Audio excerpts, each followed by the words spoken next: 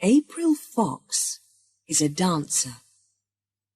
She works for the British Dance Company in Leeds. Her boss there is Maria Grant. One Monday morning, Apirl arrives early. She sees Maria at the coffee machine. "I've got some good news." There's an envelope in her hand. "Really? What is it?" Apirl asks. Maria smiles. "Wait and see," she says. At 10 o'clock, the dancers are finishing their first class. Suddenly, Maria walks into the room. "Can I have a word with you all, please?" she says. "What's this about?" asks April's friend Laura. "I don't know," Apirl answers. The music stops. "I have a letter here from Moscow," says Maria. "The Russians want us to dance there next month." 6 weeks later, Apirl is at Heathrow Airport in London. "You're going to have a very good time," says her father. "Of course she is, George," says Mrs. Fox. "Now, Apirl, have you got everything? Ticket, passport, money?" Apirl smiles. "Yes, Mum." She says goodbye to her parents. Then she sees Laura and Maria. "Come on," says Laura. "It's time to go." On the plane, Apirl and Laura talk about Moscow. Very happy. "I want to see everything," says Laura. "The Kremlin, Red Square, the Bolshoi." "Me too," says Apirl. "And I want to meet lots of people." "Don't forget, we're going there to work," says Maria with a smile. In Moscow, a bus takes the dancers to their hotel. Apirl and Laura's hotel room is on the 2nd floor. Laura walks in and puts her bags down. "Great! There's a TV," she says, and turns it on. A man's reading the news. She pushes another button. Now there's a pop video. "Look, Apirl," she says. "Russian rock and roll." But Apirl isn't listening. She's looking out of the window. "Moscow," she thinks. "I'm in Moscow." Next day, the dancers work very hard. Their dance for the festival, Green Oceans, is new and very difficult. They start at 8 o'clock and finish at 6. Then, after dinner, they go to the Bolshoi Theatre. "This is beautiful," says Apirl. Laura sits down next to her. "It really is," she says.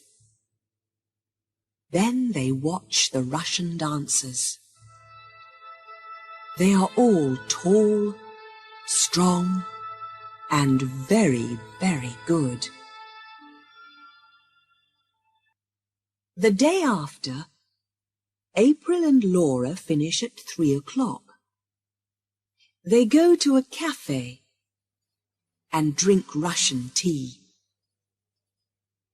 Then Laura looks at her map of Moscow. Where do you want to go?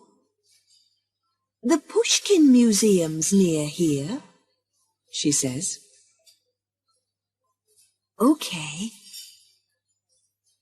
Let's go there, says Apirl. Then she looks at the people in the cafe. I want to talk to them, she thinks. But how? I can't speak Russian. In a street near the museum, there's a small market. Oh, Laura, look, says Apirl. She can see some red and yellow boxes on a table. Those are pretty. They're music boxes, says a young man with glasses. You speak English, says Apirl. The boy smiles.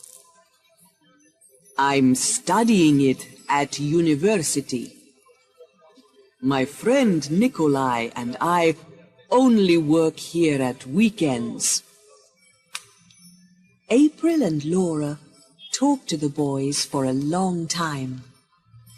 Sasha, the one with glasses, speaks English very well. Nikolai only speaks a little. After 20 minutes, Sasha has an idea. Listen, he says. We're going to the country tomorrow for a week's holiday. Some friends are going with us. Do you want to come for the day? It's not very far. Next morning, Sasha and Nikolai arrive at the girls' hotel in their father's cars.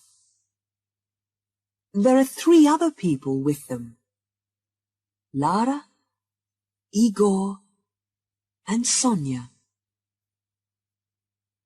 They all drive to a lake near Moscow.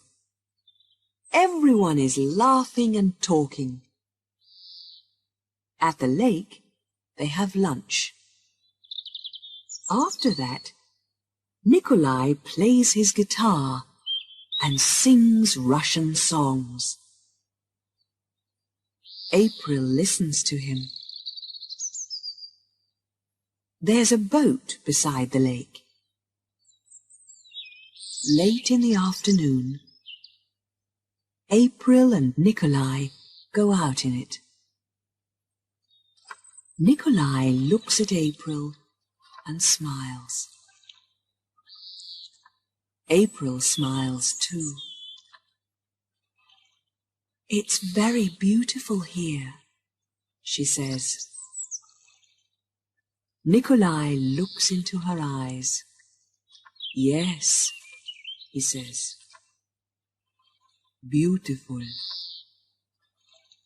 And you are beautiful too. I think Apirl! Laura shouts. Come on! It's time to go! Back in Moscow, there's a lot to do. All the dancers work very hard and have no free time. Apirl is tired, sad too. She wants to see Nikolai again. But how? She thinks. Where? When?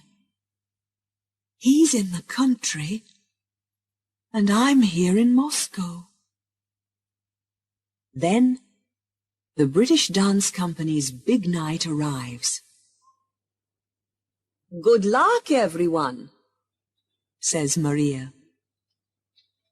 The evening goes very fast.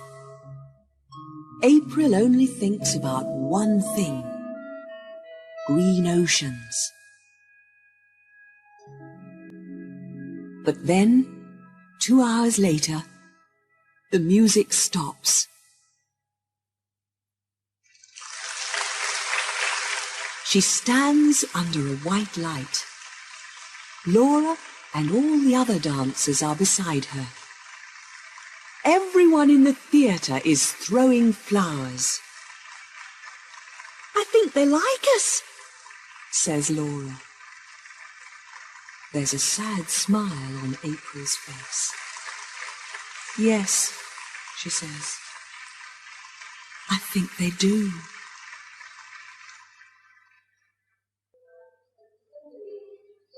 "24 hours later, all the British dancers are at Moscow airport. Now I'm never going to see Nikolai again, thinks April. And I can't write to him. I don't know his Then someone says her name. She turns. It's Nikolai.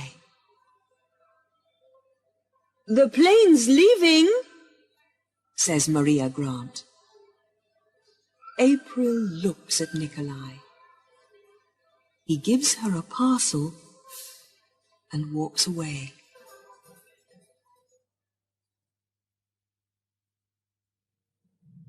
On the plane, April sits next to Laura. Her eyes are wet. She opens the parcel. "Oh, look," says Laura. "It's one of those music boxes. The ones in the market. And there's a letter, too. What does it say?" But April is too happy to speak. She looks at the letter. "Can I come and see you in England?" "Oh, Nikolai, yes," she thinks. "Yes, you